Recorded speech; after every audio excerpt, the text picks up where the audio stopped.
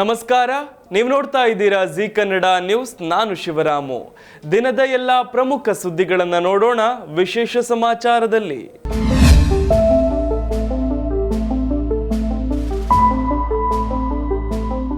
ಬೆಂಗಳೂರು ದಕ್ಷಿಣ ಲೋಕಸಭಾ ಕ್ಷೇತ್ರದ ಬಿಜೆಪಿ ಸಂಸದ ತೇಜಸ್ವಿ ಸೂರ್ಯ ಹಾಗೂ ಗಾಯಕಿ ಭರತನಾಟ್ಯ ಕಲಾವಿದೆ ಶಿವಶ್ರೀ ಸ್ಕಂದ ಪ್ರಸಾದ್ ಅವರ ಮದುವೆ ಬೆಂಗಳೂರಿನಲ್ಲಿ ಇಂದು ಅದ್ದೂರಿಯಾಗಿ ನೆರವೇರಿದೆ. ಸಂಸದ ತೇಜಸ್ವಿ ಸೂರ್ಯ, ಚೆನ್ನೈ ಮೂಲದ ಗಾಯಕಿ ಶಿವಶ್ರೀ ಸ್ಕಂದ ಪ್ರಸಾದ್ ಅವರು ಇಂದು ಬೆಳಗ್ಗೆ ಶುಭ ಮುಹೂರ್ತದಲ್ಲಿ ವೈವಾಹಿಕ ಜೀವನಕ್ಕೆ ಕಾಲಿಟ್ಟಿದ್ದಾರೆ. ವಿವಾಹ ಸಮಾರಂಭವು ಎರಡೂ ಕಡೆಯ ಕುಟುಂಬಸ್ಥರು, ಆಪ್ತರು, ಕೆಲವು ಸ್ನೇಹಿತರ ಸಮ್ಮುಖದಲ್ಲಿ ಸಿಲಿಕಾನ್ ಸಿಟಿ ಬೆಂಗಳೂರಿನ ಖಾಸಗಿ ರೆಸಾರ್ಟ್ ಒಂದರಲ್ಲಿ ಸರಳವಾಗಿ ಸುಂದರವಾಗಿ ನಡೆಯಿತು. ವಿವಾಹ ಸಮಾರಂಭದಲ್ಲಿ ಬಿಜೆಪಿ ರಾಜ್ಯಾಧ್ಯಕ್ಷ ಬಿವೈ ವಿಜಯೇಂದ್ರ, ಕೇಂದ್ರ ಸಚಿವೆ ಶೋಭಾ ಕರಂದ್ಲಾಜೆ, ಕೇಂದ್ರ ಸಚಿವ ವಿ ಸೋಮಣ್ಣ, ಆರ್ಎಸ್ಎಸ್ ಮುಖಂಡ ಕಲ್ಲಡ್ಕ ಪ್ರಭಾಕರ್ ಭಟ್, ಬಿಜೆಪಿ ಶಾಸಕರು, ಸಂಸದರು, ಹಿಂದೂ ಪರ ನಾಯಕರು, ಸಂಘ ಪರಿವಾರದ ಮುಖಂಡರು ಭಾಗವಹಿಸಿ ನವಜೋಡಿಗೆ ಶುಭ ಹಾರೈಸಿದ್ರು. ನಿನ್ನೆ ಸಂಜೆ ವರಪೂಜೆ ಕಾರ್ಯಕ್ರಮ ನಡೆದಿತ್ತು. ಇಂದು ಬೆಳಗ್ಗೆ ಕಾಶಿ ಯಾತ್ರೆ, ಜೀರಿಗೆ ಬೆಲ್ಲಧಾರೆ, ನಿರೀಕ್ಷಣೆ ಮುಹೂರ್ತ, ಲಾಜಾ ಹೋಮ ನಡೆಸಲಾಯಿತು. ಬಳಿಕ ಇಂದು ಬೆಳಗ್ಗೆ 9:30ರಿಂದ 10:15 ನಡುವಿನ ತುಲಾ ಲಗ್ನದಲ್ಲಿ ವಧು ಶಿವಶ್ರೀ ಸ್ಕಂದ ಪ್ರಸಾದ್ ಅವರನ್ನು ತೇಜಸ್ವಿ ಸೂರ್ಯ ವರಿಸಿದ್ರು. ಇದೆಲ್ಲ ಮುಗಿದ ಮೇಲೆ ತೇಜಸ್ವಿ ಸೂರ್ಯ ಅವರ ಗಿರಿನಗರ ನಿವಾಸದಲ್ಲಿ ವಧುವನ್ನ ಮನೆ ತುಂಬಿಸಿಕೊಳ್ಳುವ ಕಾರ್ಯಕ್ರಮ ನಡೆಯಿತು. ಮಾರ್ಚ್ 9ರಂದು ಭಾನುವಾರ ಆರತಕ್ಷತೆ ಸಮಾರಂಭ ಬೆಂಗಳೂರಿನ ಅರಮನೆ ಮೈದಾನದ ಗಾಯತ್ರಿ ವಿಹಾರದಲ್ಲಿ ಅದ್ದೂರಿಯಾಗಿ ನಡೆಯಲಿದೆ.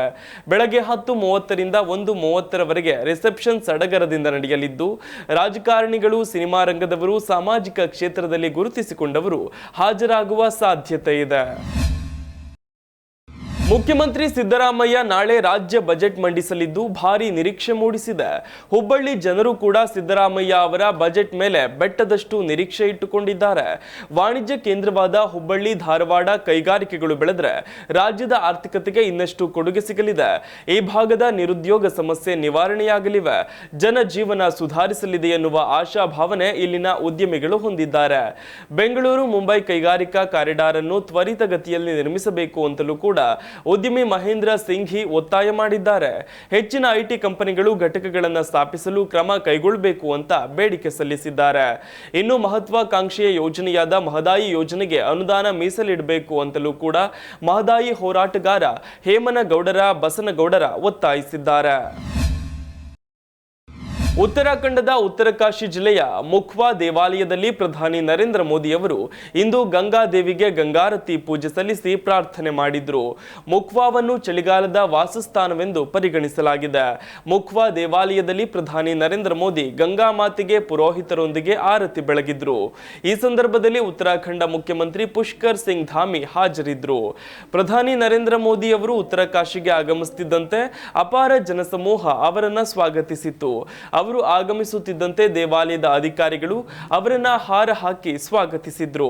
ಪ್ರಧಾನಿಯವರು ತಮ್ಮನ್ನು ಭೇಟಿ ಮಾಡಲು ನೆರೆದಿದ್ದ ಜನರೊಂದಿಗೆ ಮಾತನಾಡುತ್ತಿರುವುದು ಕಂಡುಬಂತು. ಇನ್ನು ಮುಖ್ವಾ ಮಾತೆ ದೇಗುಲ ಗಂಗೆಗೆ ಅರ್ಪಿತವಾದ ಗಂಗೋತ್ರಿ ದೇವಾಲಯಕ್ಕೆ ಹೋಗುವ ದಾರಿಯಲ್ಲಿದೆ. ಪ್ರತಿ ವರ್ಷ ಚಳಿಗಾಲದಲ್ಲಿ ಅದರ ದ್ವಾರಗಳು ಮುಚ್ಚಿದ ನಂತರ ದೇವಿಯ ವಿಗ್ರಹವನ್ನ ಗಂಗೋತ್ರಿ ಧಾಮದಿಂದ ಮುಖ್ವಾ ದೇವಾಲಯಕ್ಕೆ ಸ್ಥಳಾಂತರಿಸಲಾಗುತ್ತೆ. ಕರ್ನಾಟಕದ ಹೆಮ್ಮೆಯ ನಂದಿನಿ ಉತ್ಪನ್ನಗಳು ದೂರದ ಉತ್ತರ ಪ್ರದೇಶಕ್ಕೂ ಕಾಲಿಟ್ಟಿದೆ. ಉತ್ತರ ಪ್ರದೇಶದ ಹತ್ರಾಸ್ ಜಿಲ್ಲೆಯಲ್ಲಿ ನಂದಿನಿ ಹಾಲಿನ ಕೋ ಪ್ಯಾಕಿಂಗ್ ಮತ್ತು ಮಾರಾಟವನ್ನ ಇದೀಗ ಪ್ರಾರಂಭಿಸಲಾಗಿದೆ. ಈ ಕುರಿತಂತೆ ಕರ್ನಾಟಕ ಹಾಲು ಮಹಾಮಂಡಳದ ನಿರ್ದೇಶಕರು ಪತ್ರಿಕಾ ಪ್ರಕಟಣೆಯಲ್ಲಿ ಮಾಹಿತಿ ನೀಡಿದ್ದು, ಹೈನೋದ್ಯಮದಲ್ಲಿ ಕರ್ನಾಟಕ ಸಹಕಾರ ಹಾಲು ಉತ್ಪಾದಕರ ಮಹಾಮಂಡಳ ಕೆಎಂಎಫ್ ಸಂಸ್ಥೆಯು ರಾಷ್ಟ್ರದಲ್ಲಿಯೇ ಎರಡನೆಯ ದೊಡ್ಡ ಹಾಲು ಸಹಕಾರ ಸಂಸ್ಥೆಯಾಗಿದೆ. ಕೆಎಂಎಫ್ ಸಂಸ್ಥೆಯು ಸದಸ್ಯ ಜಿಲ್ಲಾ ಹಾಲು ಒಕ್ಕೂಟಗಳ ಮೂಲಕ 26 ಲಕ್ಷಕ್ಕೂ ಹೆಚ್ಚಿನ ಹೈನುಗಾರ ರೈತರಿಂದ ಹಾಲನ್ನು ಖರೀದಿಸಿ ಸಂಸ್ಕರಿಸಿ ಗೋವಿನಿಂದ ಗ್ರಾಹಕರವರೆಗೆ ಎಂಬ ಶೀರ್ಷಿಕೆಯನ್ನು ಹೊತ್ತು ನಂದಿನಿ ಬ್ರಾಂಡ್ ಅಡಿಯಲ್ಲಿ ಉತ್ಕೃಷ್ಟ ಗುಣಮಟ್ಟದ ವಿವಿಧ ಮಾದರಿಯ ಹಾಲು ಮತ್ತು ಹಾಲಿನ ಉತ್ಪನ್ನಗಳನ್ನು ಸ್ಪರ್ಧಾತ್ಮಕ ಬೆಲೆಗಳಲ್ಲಿ ಕಳೆದ 5 ದಶಕಗಳಿಂದಲೂ ಕೂಡ ಮಾರಾಟ ಮಾಡಲಾಗುತ್ತಿದೆ ಎಂದಿದ್ದಾರೆ. ಕೆಎಂಎಫ್ ಸಂಸ್ಥೆಯು ನಂದಿನಿ ಬ್ರಾಂಡ್ ಉತ್ಪನ್ನಗಳ ಮಾರಾಟವನ್ನ ಕರ್ನಾಟಕ ರಾಜ್ಯಕ್ಕೆ ಮಾತ್ರ ಸೀಮಿತಗೊಳಿಸದೆ ಹೊರ ರಾಜ್ಯ ಹಾಗೂ ಹೊರ ದೇಶಗಳಲ್ಲಿಯೂ ಕೂಡ ಮಾರಾಟ ಜಾಲ ವಿಸ್ತರಣೆಯನ್ನ ಸತತವಾಗಿ ಮಾಡುತ್ತಾ ಬರ್ತಿದೆ. ಇದೇ ನಿಟ್ಟಿನಲ್ಲಿ ಇತ್ತೀಚೆಗಷ್ಟೇ ಕೆಎಂಎಫ್ ಸಂಸ್ಥೆಯು ರಾಷ್ಟ್ರ ರಾಜಧಾನಿ ದೆಹಲಿ ಮಾರುಕಟ್ಟೆಯಲ್ಲಿ ನಂದಿನಿ ಸ್ಮಾಚೆ ಹಾಲು, ಮೊಸರು ಮತ್ತು ಮಜ್ಜಿಗೆ ಮಾರಾಟ ಪ್ರಾರಂಭಿಸಿದ್ದು, ಸದರಿ ಮಾರುಕಟ್ಟೆ ಪ್ರದೇಶಗಳ ಸುತ್ತಮುತ್ತಲಿನ ನಗರಗಳಿಗೆ ಮಾರಾಟ ಜಾಲ ವಿಸ್ತರಣೆ ಕೈಗೊಳ್ಳಲಾಗಿದೆ ಅಂತ ಹೇಳಿದ್ದಾರೆ. ಭಾರತ, ಚೀನಾ ಸೇರಿದಂತೆ ಮತ್ತಿತರ ರಾಷ್ಟ್ರಗಳು ಅಮೆರಿಕದ ಉತ್ಪನ್ನಗಳ ಬಗ್ಗೆ ಹೆಚ್ಚಿನ ಸುಂಕ ವಿಧಿಸುವ ಬಗ್ಗೆ ಕಿಡಿಕಾರಿರುವ ಅಧ್ಯಕ್ಷ ಡೊನಾಲ್ಡ್ ಟ್ರಂಪ್ ಇದು ಅಮೆರಿಕಕ್ಕೆ ಆಗುತ್ತಿರುವ ಅನ್ಯಾಯ ಎಂದು ಹೇಳಿದ್ದು, ಮುಂದಿನ ತಿಂಗಳಿನಿಂದ ಪ್ರತಿಸುಂಕ ವಿಧಿಸುವುದಾಗಿ ಘೋಷಿಸಿದ್ದಾರೆ. ಪ್ರತಿಸುಂಕ ಇದೇ ಏಪ್ರಿಲ್ 2ರಂದು ಜಾರಿಗೆ ಬರಲಿದ್ದು, ಅಮೆರಿಕದ ಉತ್ಪನ್ನಗಳ ಮೇಲೆ ಸುಂಕದಷ್ಟೇ ವಿದೇಶಿ ರಾಷ್ಟ್ರಗಳ ಉತ್ಪನ್ನಗಳ ಮೇಲೂ ಕೂಡ ಸುಂಕ ವಿಧಿಸಲಾಗುವುದು.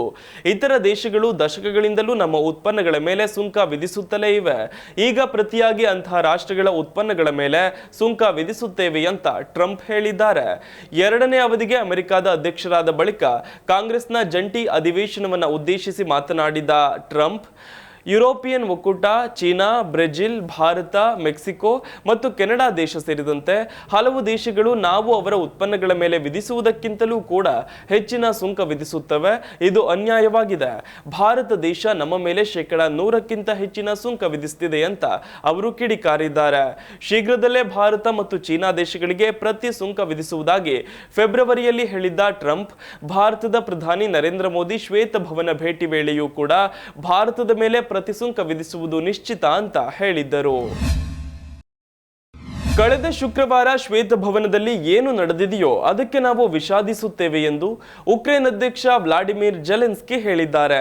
ಉಕ್ರೇನ್ಗೆ ಸೇನಾ ನೆರವು ಸ್ಥಗಿತಗೊಳಿಸುವ ಟ್ರಂಪ್ ಸರ್ಕಾರದ ನಿರ್ಧಾರದ ಬೆನ್ನಲ್ಲೇ ಉಕ್ರೇನ್ ಅಧ್ಯಕ್ಷರಿಂದ ಈ ಹೇಳಿಕೆ ಹೊರಬಿದ್ದಿದೆ. ಉಕ್ರೇನ್ನಲ್ಲಿ ಶಾಶ್ವತ ಶಾಂತಿ ನೆಲೆಗೊಳಿಸಲು ಟ್ರಂಪ್ ಅವರ ನಾಯಕತ್ವದಲ್ಲಿ ಕೆಲಸ ಮಾಡಲು ನಾವು ಸಿದ್ಧ ಎಂದಿದ್ದಾರೆ. ಯುದ್ಧವನ್ನು ಮುಂದುವರಿಸಬೇಕೆಂದು ನಾವು ಬಯಸುತ್ತಿಲ್ಲ. ಈ ವಿಚಾರವಾಗಿ ಅಮೆರಿಕದೊಂದಿಗೆ ಮಾತುಕತೆ ನಡೆಸಲು ಉಕ್ರೇನ್ ಸಿದ್ಧವಿದೆ. ಉಕ್ರೇನಿಯರಿಗಿಂತ ಶಾಂತಿ ಬಯಸುವವರು ಯಾರೂ ಇಲ್ಲ ಎಂದು ಎಕ್ಸ್ನಲ್ಲಿ ಜೆಲೆನ್ಸ್ಕಿ ಹೇಳಿದ್ದಾರೆ. ಉಕ್ರೇನ್ ತನ್ನ ಸಾರ್ವಭೌಮತ್ವ ಮತ್ತು ಸ್ವಾತಂತ್ರ್ಯವನ್ನು ಕಾಪಾಡಿಕೊಳ್ಳಲು ಅಮೆರಿಕವು ಎಷ್ಟು ಸಹಾಯ ಮಾಡಿದೆ ಅನ್ನೋದನ್ನ ನಾವು ನಿಜವಾಗಿಯೂ ಸ್ಮರಿಸುತ್ತೇವೆ. ಅಧ್ಯಕ್ಷ ಟ್ರಂಪ್ ಅವರು ಉಕ್ರೇನ್ಗೆ ಜಾವೆಲಿನ್ ಕ್ಷಿಪಣಿಗಳನ್ನು ಒದಗಿಸುವುದನ್ನು ಕೂಡ ಮರೆಯುವುದಿಲ್ಲ. ಇದಕ್ಕಾಗಿ ನಾವು ಕೃತಜ್ಞರಾಗಿರುತ್ತೇವೆ ಎಂದಿದ್ದಾರೆ. ಶುಕ್ರವಾರ ಶ್ವೇತಭವನದಲ್ಲಿ ನಡೆದ ಘಟನೆಗೆ ವಿಷಾದಿಸುತ್ತೇವೆ. ಆಗಿರುವುದನ್ನು ಸರಿಪಡಿಸಿಕೊಳ್ಳಲು ಇದು ಸೂಕ್ತ ಸಮಯ. ಖನಿಜ ಮತ್ತು ಭದ್ರತಾ ಒಪ್ಪಂದಕ್ಕೆ ಸಂಬಂಧಿಸಿದ ಯಾವುದೇ ಸಮಯದಲ್ಲಿಯೂ ಮಾತುಕತೆಗೆ ಉಕ್ರೇನ್ ಸಿದ್ಧವಿದೆ. ಈ ಒಪ್ಪಂದ ಉಕ್ರೇನ್ಗೆ ಭದ್ರತಾ ಖಾತರಿ ನೀಡುತ್ತದೆ ಅಂತ ಭಾವಿಸುತ್ತೇವೆ. ಇದು ಪರಿಣಾಮಕಾರಿಯಾಗಿ ಕಾರ್ಯನಿರ್ವಹಿಸುತ್ತೆ ಅಂತ ವಿಶ್ವಾಸವಿದೆ ಅಂತ ಹೇಳಿದ್ದಾರೆ. ಪಾಕಿಸ್ತಾನಕ್ಕೆ ಸಂಬಂಧಿಸಿದ ಕೆಲವೊಂದು ವಿಡಿಯೋಗಳು ಆಗೊಮ್ಮೆ ಈಗೊಮ್ಮೆ ಸೋಷಿಯಲ್ ಮೀಡಿಯಾದಲ್ಲಿ ವೈರಲ್ ಆಗುವುದರ ಜೊತೆಗೆ ಒಂದಷ್ಟು ಟೀಕೆಗೂ ಕೂಡ ಗುರಿಯಾಗ್ತಿರ್ತವೆ. ಇದೀಗ ಅಂಥದ್ದೇ ವಿಡಿಯೋ ಒಂದು ವೈರಲ್ ಆಗಿದ್ದು, ಪಾಕ್ ಪ್ರಧಾನಿ ರ್ಯಾಲಿಯೊಂದರಲ್ಲಿ ಸಾರ್ವಜನಿಕರನ್ನು ಉದ್ದೇಶಿಸಿ ಭಾಷಣ ಮಾಡುವ ಸಂದರ್ಭದಲ್ಲಿ ಅಭಿವೃದ್ಧಿಯ ವಿಚಾರದಲ್ಲಿ ಭಾರತವನ್ನು ನಾನು ಸೋಲಿಸುತ್ತೇನೆ, ನಾವು ಭಾರತವನ್ನು ಮೀರಿ ಬೆಳೆಯದಿದ್ದರೆ ನನ್ನ ಹೆಸರು ಶೆಹಬಾಜ್ ಶರೀಫ್ ಅಲ್ಲ ಅಂತ ದಿಟ್ಟ ಪ್ರತಿಜ್ಞೆಯೊಂದನ್ನು ಮಾಡಿದ್ದಾರೆ. ಪಾಕ್ ಪ್ರಧಾನಿಯ ಈ ಹೇಳಿಕೆ ಇದೀಗ ಟ್ರೋಲ್ಗೆ ಗುರಿಯಾಗಿದ್ದು, ಮೊದಲು ನೀವು ನಿಮ್ಮ ಆರ್ಥಿಕತೆಯನ್ನ ಸ್ಥಿರಗೊಳಿಸುವತ್ತ ಗಮನ ಹರಿಸಿ ಅಂತ ನೆಟ್ಟಿಗರು ಸಲಹೆ ನೀಡಿದ್ದಾರೆ. ಇತ್ತೀಚೆಗೆ ಪಂಜಾಬ್ ಪ್ರಾಂತ್ಯದ ಡೇರಾ ಫಾಜಿ ಖಾನ್ನಲ್ಲಿ ನಡೆದ ಸಾರ್ವಜನಿಕ ರ್ಯಾಲಿಯೊಂದರಲ್ಲಿ ಪಾಕ್ ಪ್ರಧಾನಿ ಶೆಹಜಾಬ್ ಶರೀಫ್, ಪಾಕಿಸ್ತಾನವು ಆರ್ಥಿಕತೆ ಮತ್ತು ಅಭಿವೃದ್ಧಿಯ ವಿಷಯದಲ್ಲಿ ಭಾರತವನ್ನ ಹಿಂದಿಕ್ಕದಿದ್ದರೆ ನನ್ನ ಹೆಸರು ಶೆಹಬಾಜ್ ಶರೀಫ್ ಅಲ್ಲ ಅನ್ನುವ ಹೇಳಿಕೆಯನ್ನು ನೀಡಿದ್ದಾರೆ. ತಮ್ಮ ಸರ್ಕಾರ ಸಾಮಾನ್ಯ ಜನರ ಅಗತ್ಯಗಳನ್ನು ಪೂರೈಸಲು ಶ್ರಮಿಸುತ್ತಿದೆ. ಪಾಕಿಸ್ತಾನದ ಪರಿಸ್ಥಿತಿಯನ್ನು ಸುಧಾರಿಸಲು ನಾವು ಹಗಲಿರುಳು ಶ್ರಮಿಸುತ್ತೇವೆ. ಪ್ರಕೃತಿಯ ಆಶೀರ್ವಾದ ಪಾಕಿಸ್ತಾನದ ಮೇಲಿದೆ. ನಮ್ಮ ಪ್ರಯತ್ನಗಳಿಂದಾಗಿ ಪಾಕಿಸ್ತಾನವು ಅಭಿವೃದ್ಧಿ ಮತ್ತು ಪ್ರಗತಿಯಲ್ಲಿ ಭಾರತವನ್ನು ಮೇರದಿದ್ದರೆ ನನ್ನ ಹೆಸರು ಶೆಹಬಾಜ್ ಶರೀಫ್ ಅಲ್ಲ ಅಂತ ಗುಡುಗಿದ್ದಾರೆ. ನನ್ನ ನಾಯಕತ್ವದಲ್ಲಿ ಪಾಕಿಸ್ತಾನವು ಸಾಲದ ಮೇಲೆ ಅವಲಂಬಿತರಾಗುವ ಬದಲು ಸ್ವಾವಲಂಬಿ ಆರ್ಥಿಕತೆಯನ್ನು ನಿರ್ಮಿಸುವತ್ತ ಗಮನ ಹರಿಸಲಿದೆ ಅಂತ ಅವರು ಹೇಳಿದ್ರು. ಅಷ್ಟೇ ಅಲ್ಲದೆ ತಮ್ಮ ಸರ್ಕಾರ ಅಧಿಕಾರ ವಹಿಸಿಕೊಂಡಾಗ ದೇಶದಲ್ಲಿ ಹಣದುಬ್ಬರ 40%ರಷ್ಟಿತ್ತು. ಇಂದು ಅದು ಕೇವಲ 2% ಇಳಿದಿದೆ ಅನ್ನೋದನ್ನ ಹೇಳ್ಕೊಂಡಿದ್ದಾರೆ. ಜೊತೆಗೆ ಅಭಿವೃದ್ಧಿಯ ವಿಚಾರದಲ್ಲಿ ಭಾರತವನ್ನ ಸೋಲಿಸುವ ಪ್ರತಿಜ್ಞೆಯನ್ನ ಕೂಡ ಮಾಡಿದ್ದಾರೆ. ಈ ಹೇಳಿಕೆ ಇದೀಗ ಟ್ರೋಲ್ಗೆ ಗುರಿಯಾಗಿದೆ. 2000ರಲ್ಲಿ ನಡೆದಿದ್ದ ಚಾಂಪಿಯನ್ಸ್ ಟ್ರೋಫಿ ಫೈನಲ್ನಲ್ಲಿ ಭಾರತ ಹಾಗೂ ನ್ಯೂಜಿಲೆಂಡ್ ತಂಡಗಳು ಮುಖಾಮುಖಿಯಾಗಿದ್ದವು. ಭಾರತವನ್ನು ಮಣಿಸಿದ್ದ ಕಿವೀಸ್ ಮೊದಲ ಬಾರಿಗೆ ಆ ಸಂದರ್ಭದಲ್ಲಿ ಚಾಂಪಿಯನ್ಸ್ ಟ್ರೋಫಿ ಗೆದ್ದು ಬೀಗಿತ್ತು. ಇದೀಗ 2025ರಲ್ಲಿ ಮತ್ತೊಮ್ಮೆ ಈ ಎರಡು ತಂಡಗಳು ಫೈನಲ್ನಲ್ಲಿ ಸೆಣಸಲಿವೆ. ಐಸಿಸಿ ಚಾಂಪಿಯನ್ಸ್ ಟ್ರೋಫಿ 2025ರ ಎರಡನೇ ಸೆಮಿಫೈನಲ್ ಪಂದ್ಯದಲ್ಲಿ ದಕ್ಷಿಣ ಆಫ್ರಿಕಾ ವಿರುದ್ಧ ನ್ಯೂಜಿಲೆಂಡ್ ತಂಡವು 50 ರನ್ಗಳ ಭರ್ಜರಿ ಜಯ ಸಾಧಿಸಿದೆ. ಇದರೊಂದಿಗೆ ಭಾನುವಾರ ನಡೆಯಲಿರುವ ಫೈನಲ್ ಪಂದ್ಯದಲ್ಲಿ ಭಾರತಕ್ಕೆ ಮತ್ತೊಮ್ಮೆ ನ್ಯೂಜಿಲೆಂಡ್ ತಂಡ ಎದುರಾಳಿಯಾಗಲಿದೆ. ಲಾಹೋರ್ನ ಗಡಾಫಿ ಸ್ಟೇಡಿಯಂನಲ್ಲಿ ನಡೆದಂತಹ ಪಂದ್ಯದಲ್ಲಿ ಕಿವೀಸ್ ಪರ ರಚಿನ್ ರವೀಂದ್ರ ಹಾಗೂ ಕೇನ್ ವಿಲಿಯಮ್ಸನ್ ಸ್ಫೋಟಕ ಶತಕ ಹಾಗೂ ಬೌಲಿಂಗ್ನಲ್ಲಿ ನಾಯಕ ಮಿಚೆಲ್ ಸ್ಟ್ಯಾಂಟ್ನರ್ ಮಾರಕ ದಾಳಿ ನೆರವಿನಿಂದ ಕಿವೀಸ್ ಚಾಂಪಿಯನ್ಸ್ ಟ್ರೋಫಿ ಇತಿಹಾಸದಲ್ಲಿ ಎರಡನೇ ಬಾರಿಗೆ ಫೈನಲ್ ಪ್ರವೇಶಿಸಿದೆ. ಸೆಮಿಫೈನಲ್ ಪಂದ್ಯದಲ್ಲಿ ಮೊದಲು ಬ್ಯಾಟಿಂಗ್ ಮಾಡಿದ ನ್ಯೂಜಿಲೆಂಡ್ ತಂಡ ಭರ್ಜರಿ ಪ್ರದರ್ಶನ ನೀಡಿತು. ರಚಿನ್ ರವೀಂದ್ರ ಹಾಗೂ ಕೇನ್ ವಿಲಿಯಮ್ಸನ್ ಶತಕ ದಾಟದ ನೆರವಿನಿಂದ 6 ವಿಕೆಟ್ ಕಳೆದುಕೊಂಡು 362 ರನ್ ಗಳಿಸಿತ್ತು. ಚಾಂಪಿಯನ್ಸ್ ಟ್ರೋಫಿ ಇತಿಹಾಸದಲ್ಲಿ ಮೊದಲ ಇನ್ನಿಂಗ್ಸ್ನಲ್ಲಿ ತಂಡವೊಂದು ದಾಖಲಿಸಿದ ಗರಿಷ್ಠ ಮೊತ್ತ ಇದಾಗಿದೆ. ಇದಕ್ಕೆ ಪ್ರತಿಯಾಗಿ ಚೇಸಿಂಗ್ ನಡೆಸಿದ ಹರಿಣಗಳು ಉತ್ತಮ ಆರಂಭದ ಹೊರತಾಗಿಯೂ 312 ರನ್ ಗಳಿಸಲಷ್ಟೇ ಶಕ್ತವಾಯಿತು. ದಕ್ಷಿಣ ಆಫ್ರಿಕಾ ಸೋಲು ಒಪ್ಪಿಕೊಳ್ಳಬೇಕಾಯಿತು. ಐಸಿಸಿ ಚಾಂಪಿಯನ್ಸ್ ಟ್ರೋಫಿ 2025ರ ಫೈನಲ್ ಪಂದ್ಯದಲ್ಲಿ ಆಡಲಿರುವ ಎರಡು ತಂಡಗಳು ಅಂತಿಮವಾಗಿವೆ. ಭಾರತ ತಂಡಕ್ಕೆ ನ್ಯೂಜಿಲೆಂಡ್ ಎದುರಾಳಿಯಾಗಲಿದೆ. ಎರಡನೇ ಸೆಮಿಫೈನಲ್ ಪಂದ್ಯದಲ್ಲಿ ದಕ್ಷಿಣ ಆಫ್ರಿಕಾ ವಿರುದ್ಧ 50 ರನ್ಗಳಿಂದ ಗೆದ್ದ ಕಿವೀಸ್ ಭಾರತ ತಂಡವನ್ನ ಫೈನಲ್ ಪಂದ್ಯದಲ್ಲಿ ಎದುರಿಸಲಿದೆ. ಭಾರತ ಹಾಗೂ ನ್ಯೂಜಿಲೆಂಡ್ ತಂಡಗಳ ನಡುವಿನ ಫೈನಲ್ ಪಂದ್ಯವು ಮಾರ್ಚ್ 9ರ ಭಾನುವಾರ ನಡೆಯಲಿದೆ. ಪಂದ್ಯ ಭಾರತೀಯ ಕಾಲಮಾನದ ಪ್ರಕಾರ ಮಧ್ಯಾಹ್ನ 2:30ಕ್ಕೆ ಆರಂಭವಾಗಲಿದೆ. 2 ಗಂಟೆಗೆ ಟಾಸ್ ಪ್ರಕ್ರಿಯೆ ಆರಂಭವಾಗಲಿದೆ. ಫೈನಲ್ ಪಂದ್ಯದಲ್ಲಿ ಭಾರತ ಆಡುತ್ತಿರುವುದರಿಂದ ಈ ಪಂದ್ಯ ದುಬೈ ಅಂತಾರಾಷ್ಟ್ರೀಯ ಕ್ರೀಡಾಂಗಣದಲ್ಲೇ ನಡೆಯಲಿದೆ. ಒಂದ್ ವೇಳೆ ಭಾರತ ತಂಡ ಫೈನಲ್ ಪ್ರವೇಶ ಮಾಡದಿದ್ದರೆ ಪಾಕಿಸ್ತಾನದಲ್ಲಿ ಫೈನಲ್ ಪಂದ್ಯ ನಡೆಯಬೇಕಿತ್ತು. ಚಾಂಪಿಯನ್ಸ್ ಟ್ರೋಫಿ ಸೆಮಿಫೈನಲ್ ಪಂದ್ಯದಲ್ಲಿ ಭಾರತದ ವಿರುದ್ಧ ಸೋತ ಬೆನ್ನಲ್ಲೇ ಆಸ್ಟ್ರೇಲಿಯಾದ ಅನುಭವಿ ಕ್ರಿಕೆಟಿಗ ಸ್ಟೀವ್ ಸ್ಮಿತ್ ತಮ್ಮ ಏಕದಿನ ವೃತ್ತಿ ಜೀವನಕ್ಕೆ ವಿದಾಯ ಹೇಳಿದ್ದಾರೆ. ಆಸ್ಟ್ರೇಲಿಯಾದ ಅನುಭವಿ ಬ್ಯಾಟರ್ ಸ್ಟೀವ್ ಸ್ಮಿತ್ ಏಕದಿನ ಕ್ರಿಕೆಟ್ಗೆ ಅಚ್ಚರಿಯ ವಿದಾಯ ಘೋಷಿಸಿದ್ದಾರೆ. ಚಾಂಪಿಯನ್ಸ್ ಟ್ರೋಫಿ 2025ರ ಸೆಮಿಫೈನಲ್ ಪಂದ್ಯದಲ್ಲಿ ಭಾರತದ ವಿರುದ್ಧ ಸೋತ ಬೆನ್ನಲ್ಲೇ ಕ್ರಿಕೆಟಿಗ ದಿಢೀರ್ ನಿವೃತ್ತಿ ಘೋಷಿಸಿದ್ದಾರೆ. ಭಾರತ ವಿರುದ್ಧ ಸೆಮಿ ಕದನದಲ್ಲಿ 73 ರನ್ ಗಳಿಸಿದ ಅವರು ಆಸ್ಟ್ರೇಲಿಯಾ ಪರ ಗರಿಷ್ಠ ರನ್ ಗಳಿಸಿದ ಆಟಗಾರ ಎನಿಸಿಕೊಂಡ್ರು.